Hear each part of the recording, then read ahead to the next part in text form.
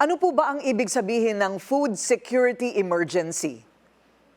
Ang food security emergency ay na rin sa itinatakda ng Republic Act 12078 ay magbibigay sa ilang ahensya kagaya ng National Food Authority para nga maglabas ng kanyang stock para tugunan ang posibleng kakulangan sa supply o yung sobrang pagtaas o extraordinary increase ng price. Pero ayon sa resolution na natanggap ng DA sa National Price Coordinating Council, ang naging sanhin ng kanilang rekomendasyon para magdeklara ng food security emergency ay ang extraordinary increase ng price lamang ng bigas. So hindi po ito dahil sa nagkukulang po ang ating produksyon ng bigas, kung hindi ang sobrang pagtaas ng presyo nito? Hindi siya kakulangan ng produksyon dahil malaki ang binaba ng produksyon natin. Last year, bumaba yan ng 1 million metric tons ng palay. Pero dahil malaki yung ating pumasok na importation, about 4.78 million metric tons ng bigas, in effect, malaki o madami yung supply ng bigas sa ating bansa, walang kakulangan tayo.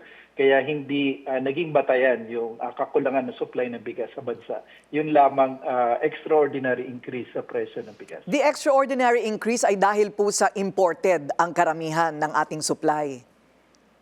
Not necessarily kasi yung percentage ng import natin ay nasa 25% ng ating kabuang supply sa ngayon. Pero dahil inaasahan natin na dahil sa Executive Order 62 ay malaki yung ibababa ng presyo ng bigas. Pero as expected, hindi natin ito naramdaman ng mabilisan. Kaya isa yun sa mga dahilan. Hanggang kailan po epektibo itong emergency na ito? Yan ay kasama doon sa pag-aaralan natin ng department. Kaya nagsabi ang ating kalihim na in 3 days time ma-review yan and hopefully by Tuesday, February 4, magkakaroon tayo ng deklarasyon at posibleng nakasad yung kung gaano itatagal ng food security emergency. Sa ngayon po, ang presyo ng Eldorado, mga 50 to, tama po ba, 40 to 50 pesos kada kilo. Magkano po ibebenta ng NFA ang bigas nito sa mga LGU? Ang unang napagkasunduan sa ngayon ay posibleng ibenta ng NFA at 36 pesos yung kanyang stocks sa mga lokal na pamahalaan at sa mga government agencies na pwede namang ibenta na 38 pesos per kilo. Maximum ng 2 peso margin. Maaari po bang direktang bumili sa NFA? Ang ipinagbabawal na directly na pagbenta ang NFA sa mga merkado natin o sa mga pamilihan.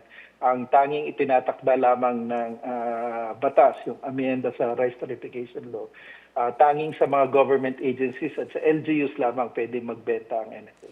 Ayun. So ano po ang inyong susunod, sir, na hakbang sakaling hindi mapababa nitong deklarasyon ang presyo ng bigas?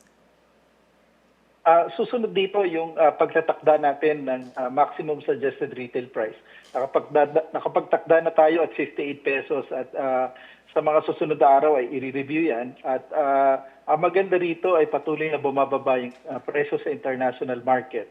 At kung mananatili lang sa level ng $520 per metric tons yung presyo ng imported na bigas, pwedeng maibaba pa sa level na mas mababa sa 50 pesos yung MSRP for imported na bigas at 5% broken.